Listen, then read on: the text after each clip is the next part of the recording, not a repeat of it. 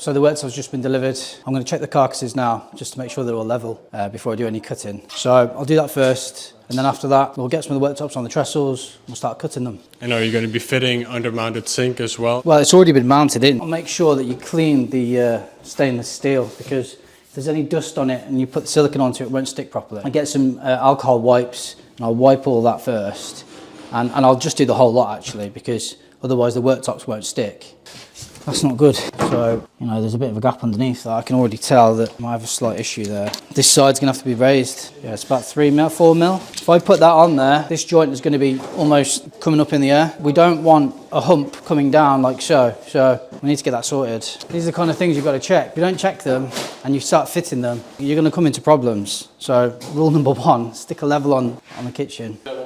Yeah, when these get delivered, it's always a better idea to lay them flat on the ground, because if they are on edge like so, they can start to curl under their own weight. So as soon as you can, get them on the floor flat. Yeah, so when you unpackage everything, you've got to check for any kind of damage as well. So if there's anything on any edges, we need to find that out now before we do any cutting at all. So how do you think it is to cut compact laminates? Because a lot of people complain about it. That's because they're using a blade that's probably already worn. It's really important to just go and get a new blade for each job that you do. I do it in 2 passes. You can do it in 1 if you want with a brand new blade, but if you do that, you're just gonna slow down the job. You'll have to go and get a new blade. So yeah, that's the one that I use, DeWalt Extreme, 40 tooth. I think these are about 13 or 14 pounds. Kerf on them is only like, it's less than 2 mil. So I find that it just goes through the worktop easier, and it probably lasts a little bit longer too. I do find that this saw here, when you're cutting, because of that option there, it's called the dust shroud. It just helps keep the dust down when you're cutting. This saw is actually more powerful than the Mafel because of the instant power from the torque from the batteries. But the thing with this is it does give off more dust when you're cutting, but it's still a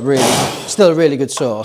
But the Mafel is just a bit better. The reason why we have this little bit of cardboard is basically just to help clamp it a little bit further. For some reason the Mafel only likes thicker blades. I did it in 2, but you can do it in 3, 4 mil passes. You know, if you want to make your blade last a little bit longer, no problem. But obviously those first few cuts they're the nicest ones because the blade is the sharpest still. So I have to skim that with a router, and then I have to put some biscuits into it for the joint. So I'll be doing that next. This is basically just to make sure that from this point to that, it's the length of the joint basically. I want to make sure that there's no discrepancy in the joint. So although the machined edge looks pretty straight, I still want to take in maybe 1/4 of a millimetre just off the edge, just so I know that it's straight. Because when I put the 2 together, I want it to be perfect. So now it's time for sanding. I'm going to go over it with a 120 and then a 240. Yeah, it's so smooth. Right? Last thing you want is that struggling to put a groove in for you. It can deviate, the holes can be mismatched and things like that. So I'm going to put a brand new blade in this one today. And what machine is this that you're using for it? Makita biscuit joiner. Make sure it's unplugged if you're changing it.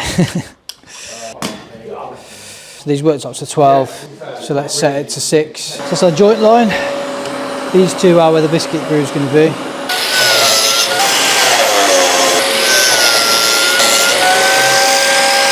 Can go in now. It's piece number 1. They've measured from the back to the front. They've measured from here to the sink, but they didn't take into consideration that the wall is out in the far corner. So if you get a level along the front, you get your overhang uniform. So you get the same overhang, and just measure. So 600, 600, 602, and so on and so forth. And that's how you avoid the gap. Yeah, well luckily the upstand's going to be thick enough to cover the gap, but that's just something to take into consideration when you're measuring. Yeah, I'm just going to do the grooves now. So basically drainage grooves, right? Drain grooves, yeah. Just this tool here? Yeah, so that's my router. I'm going to put a drainer groove router cutter into it now. What bit are you using for that? Well, it's just a trend drainer groove router cutter. There's 2 different types. This is more like a flat bottom one. They look like that. I actually find these are better. So how do they perform differently? These you don't have to go as deep, but with these you have to go quite deep with them, and they have to be mega sharp every time as well. I tend to go 3/4 of the way down per groove and then finish it off with another one. So there's less resistance for the final pass. It gives a better finish. So, I mean, this is quite a powerful Festool one. They're not cheap, these routers, but they're worth their weight in gold. So.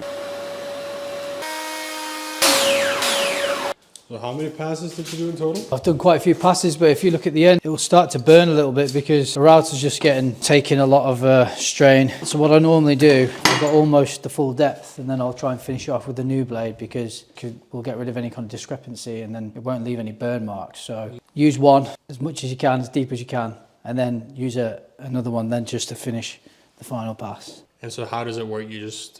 When you attach it with the biscuit joints, you just connect them like that and that's it? And then you glue them to the carcass? Mix epoxy resin together. It's good to kind of maybe get a little bit onto and squeeze it in with each one if you can. Clean the edges down. So you put this on both sides and then you connect them like that? Yeah, that's them slotted together. Obviously I'll get a suction clamp here and here. I'll open them out like so. I'll get the epoxy resin in, but I'll make sure I clean it with like an alcohol wipe first, make sure there's nothing in there. So you don't just put the epoxy on the biscuit joint, you put it all the way through the whole thing? Yeah. But also before I actually glue anything together, I lift it all up and I'll silicone the whole bottom, CT1. CT1 will just keep it nice and secure. There's better ones than these are okay, but they work well. It's like quite a metal bar. These can make any humps disappear by winding it up and down, but this one will tighten it up. Make sure you don't over tighten it, or make sure you have a clamp on this side because otherwise it will start to pull up. Let the epoxy resin go off for about 5 minutes. Come and check it every now and again. But yeah, 5 minutes should do it.